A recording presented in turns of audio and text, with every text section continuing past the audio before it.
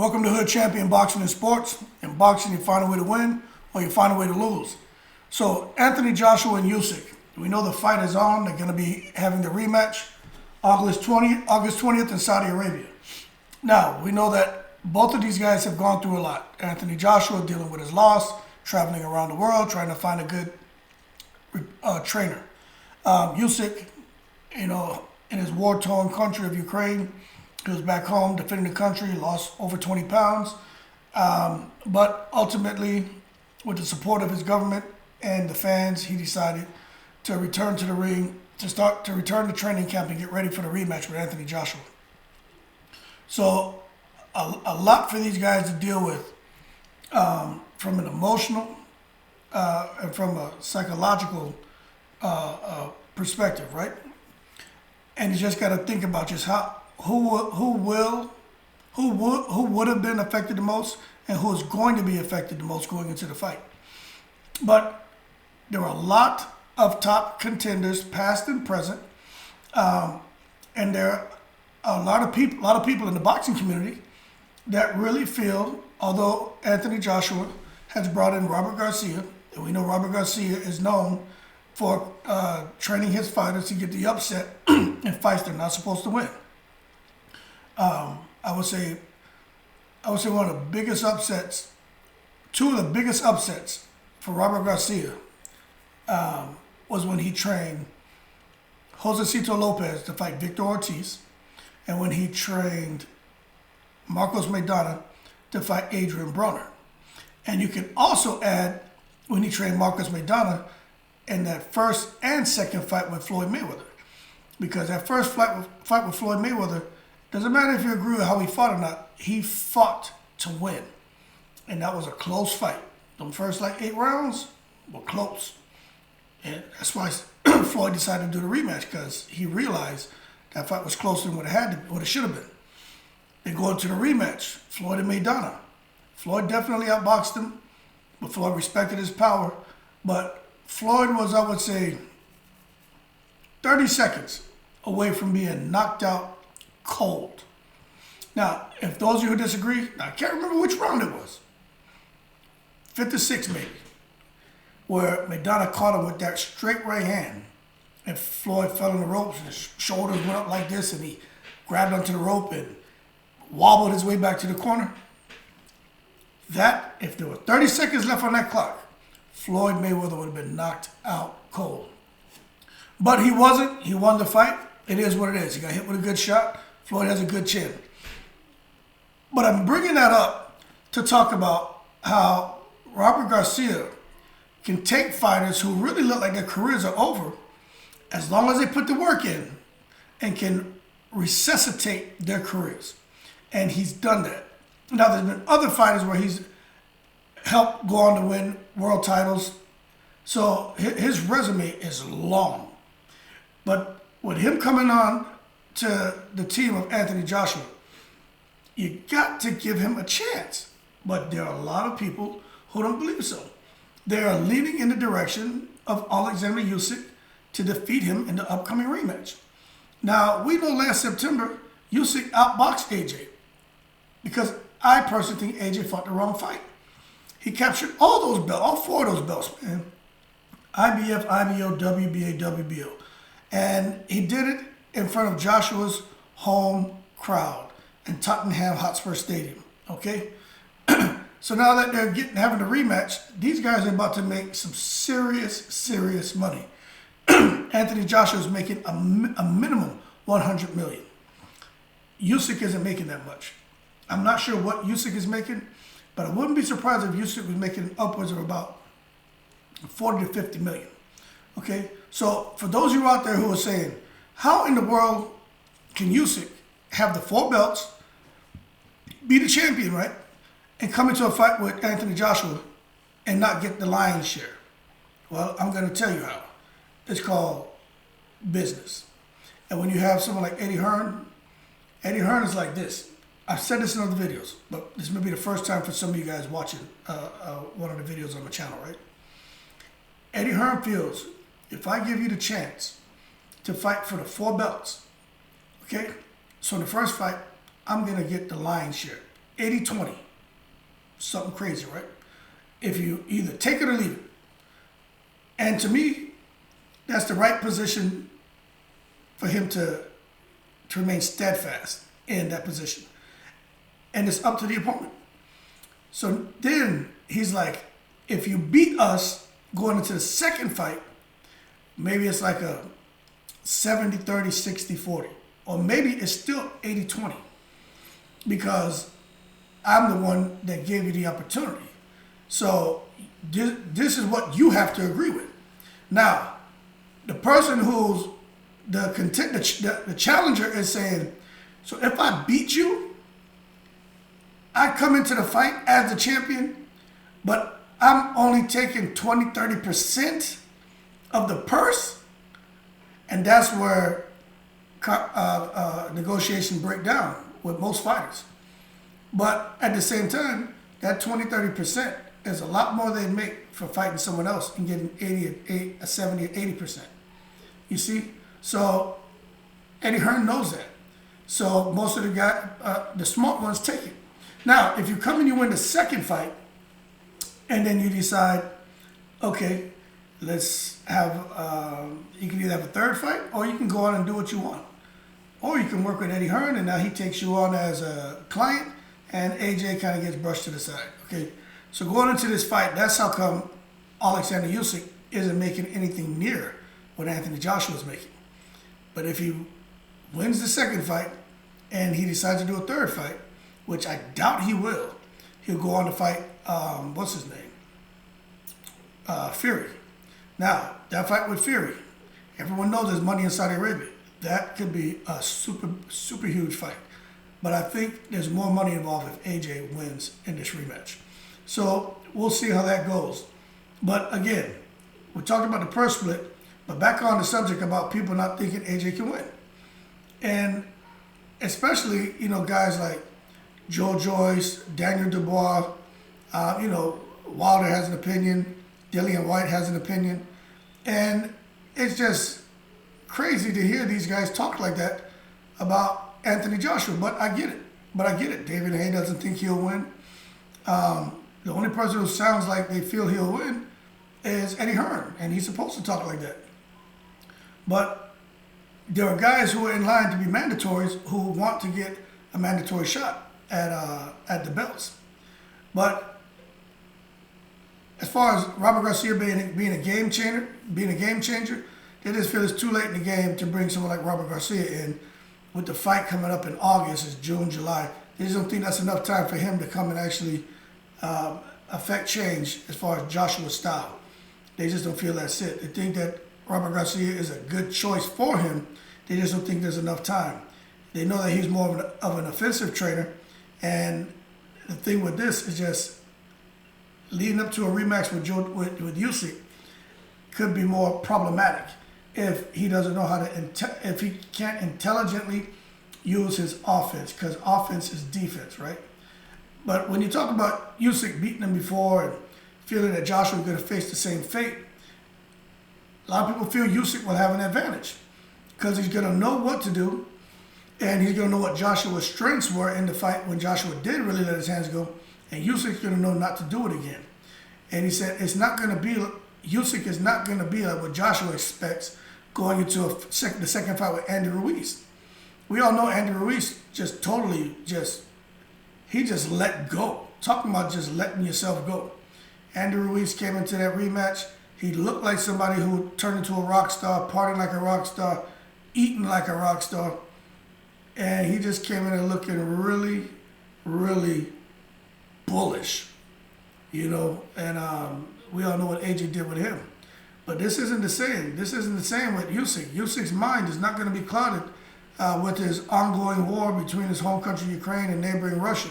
Usyk's mind is not going to be clouded with, I've won four of the belts. I'm the man. I'm going to go buy all these things I've never been able to afford. I'm going to, mingle with a bunch of women. I'm going to just go out there and just be a fool. Usyk's going to remain disciplined, man. And I think one of the biggest pluses for Usyk, right, is he returned to Ukraine to assist his countrymen, right? but he had to leave to start the training camp. But I think that is going to really motivate him, and that alone is probably what kept him from celebrating and maybe making some of the mistakes that Andy Ruiz made, because Andy Ruiz didn't really have any distraction except all this damn money and all this fame and traveling all over, especially in Mexico, and meeting the president. Usyk, it wasn't like that. Wasn't like that. Usyk wasn't the first heavyweight champion in Ukraine. You got them Klitschko's, and there may be other people before that. They had lighter weights, guys who were champions in lighter weights too. But for Usyk, it didn't have those distractions. Usyk is business as usual. Okay, so when we talk about, oh, Anthony Joshua does well in rematches, you know, what rematches? Okay, what? You consider Dillian White a rematch? That's some crap from when they were amateurs, then they fought once. As pros, that's not a damn rematch, okay? But he's with Andy Ruiz, he handled business, and he lost to Usyk. But we can't compare the two fighters. We can't compare the space they're in. There are no similarities there, except that they both have a win over Joshua. But we're gonna see, man, because the word on the street is Usyk has been training the whole time.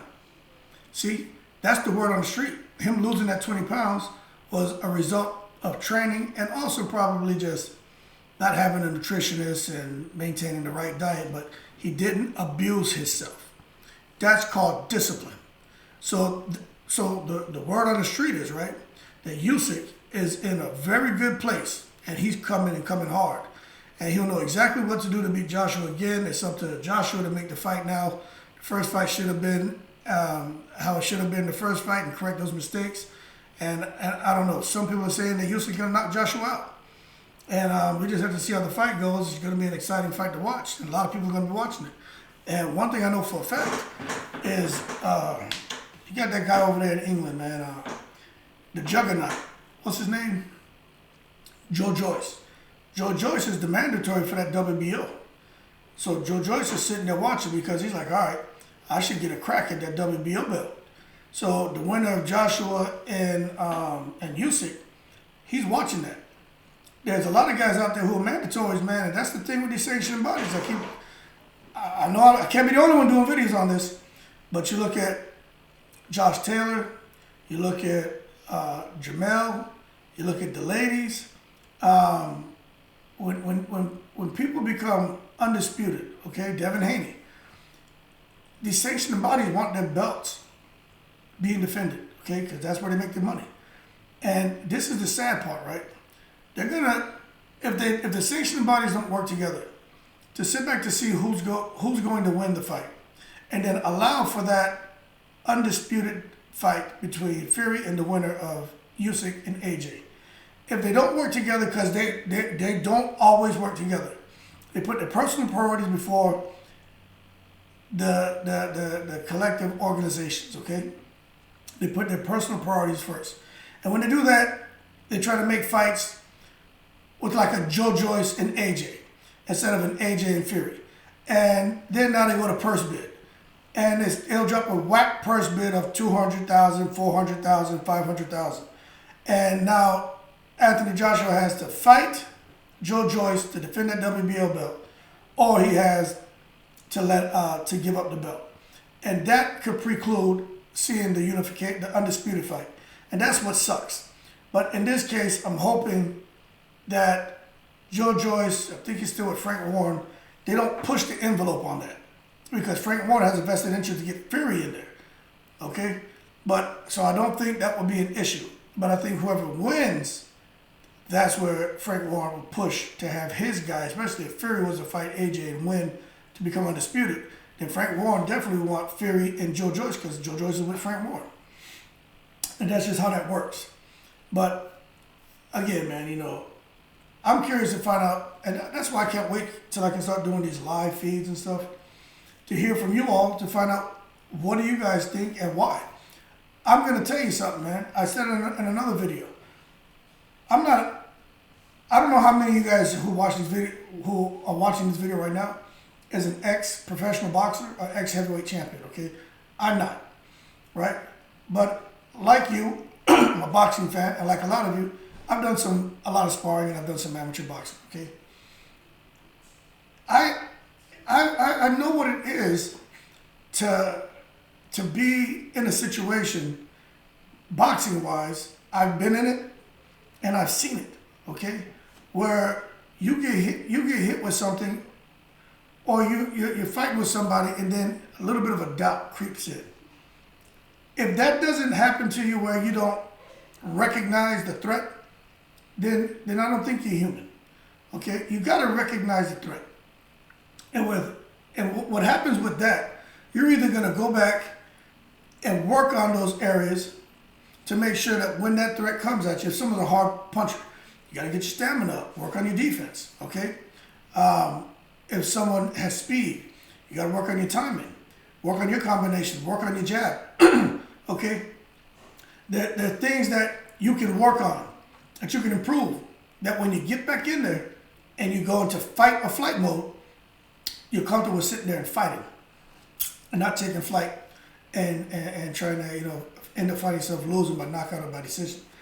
I think Joshua is kind of right in the middle of fight and flight, where I think going into the fight, he was 100% on the fight side. But when you have someone who can hit you at those angles, plus he's fighting on that southpaw stance, and you're throwing the big straight right hand and you can't land it, then you're trying to outbox him and he's slipping and countering and hitting you with combinations, right? And then he hurts you in the last round and almost gets you out of there, right? That put Joshua in more of a flight mode. That's why he's making all these changes. Now, getting rid of his coach, I don't know if that was necessary, but at the same time, some people feel he should get rid of Eddie Hearn. Some people feel it wasn't his coach. It's Eddie Hearn put him in these foolish matches. But at the same time, when somebody becomes your mandatory, what do? So he had to fight him. But I think this is a good move in the right direction for AJ. But I personally think he's this fight or flight, and I think he's gone from fight to kind of a balance of fight and flight. Now the flight is 100% what he feels. I want to make sure I'm very clear on this, okay? The flight, F-L-I-G-H-T, is 100% what AJ feels in his heart. The fight, right? Because I think it's a 50-50. The fight, I think that's 100% what AJ is counting on for Robert Garcia to bring to him and what he's going to instill in him. I don't think Anthony Joshua has the fight in him. I think he's depending on Robert Garcia to put the fight in him. I think the fact that he's bringing Robert Garcia on has given him some fight. But I don't think Anthony Joshua, I think if you take Robert Garcia out of that equation again, all the fight leaves and Anthony Joshua goes back into flight mode. Do you understand what I'm saying? I'm not saying he's not tough. I'm not saying he won't go into the rematch. What I'm saying is, I'll fight Usyk. Okay? But I'll probably be flying my ass around that ring too, you know what I mean? Because once he hit me, once he started dropping them crazy ass angles and shots on me, it's all flight mode, okay? But what I'm telling you is, Anthony Joshua will go in there and fight him. He'll go into the ring, but it won't be a fight. He'll be in flight mode. He'll be scared to let his hands go, be more on the defensive and more on the defense, and people are going to be disappointed, and it's just going to further tarnish his image, and it's going to just hurt and slander. I think his performance will slander his own character, because he has a character of being someone who's tough, will fight anyone. But I think we're talking about people verbally slandering. I think his own performance is going to slander his character as a boxer if he doesn't have the fight in him. So we'll see how that plays out. I'm looking forward to the fight. But a lot of experts, a lot of boxers, and a lot of people in the boxing community, they don't just see AJ losing. They still feel he's going to get KO'd. If he didn't have Robert Garcia, I'd say, okay, I could see that happening somewhere later in the fight if he chooses to stand in front of Usyk and not let his hands go. But I just don't see Usyk. I'm not saying he can't. I don't see Usyk coming and knocking AJ out. I really do think Robert Garcia is going to play a huge part in this fight. And I think AJ is going to fight. And once he has success, then, and I want to make sure I'm clear on this, right? I'm going to say it again. I just touched up on something. Going into this fight, right now, AJ, to me, AJ is 50-50. 50% fight, 50% flight. The 50% of flight, it is 100% how he feels to get in there and just run. But the other 50% of the fight is 100% of what Robert Garcia brings to the table. Now, when he gets in that ring, if what Robert Garcia brought to the table is getting AJ success, and he hurts Usyk, especially early, the fight in AJ will be 100% what AJ feels, because his confidence now goes through the roof. But if he gets in there, and for some reason he's still getting his ass tattooed, that 100% of fight that he's feeling that Robert Garcia brings, that's out the window, and AJ's going to be across the board, straight up in flight mode. And that's how I feel. That's how I see it, man. But like and subscribe if you enjoyed the video. Let me know what you think. A lot of mandatories out there, and there's a lot of guys who know boxing, but I'm going to give AJ a shot to come out there and knock Usyk out within 8 rounds.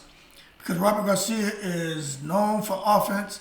And the thing is this, man, you know, when guys start letting their hands go, that creates openings. But I think Anthony Joshua is so big and strong, if he does it with intelligence, which Robert Garcia brings to the table, Anthony Joshua will get Usyk out of there. I don't care. They always say a good big man beats a good little man. I'm not saying Usyk is little. The man's 6'4", but AJ was 6'7", some crazy shit. I just think AJ, man, can really redeem himself, and if so, we're gonna see these guys go on to a huge fight, and that may get Deontay Wilder, you know, get his juices flowing, because if he can go his butt out there to Saudi Arabia and make a quick $100 million, why not? But that being said, I'll leave it as that. Like and subscribe if you enjoyed the video, if you enjoyed the channel. Even if you don't, thank you for taking time to watch the video. And as always, shout out to the veterans, and I'm in the breeze.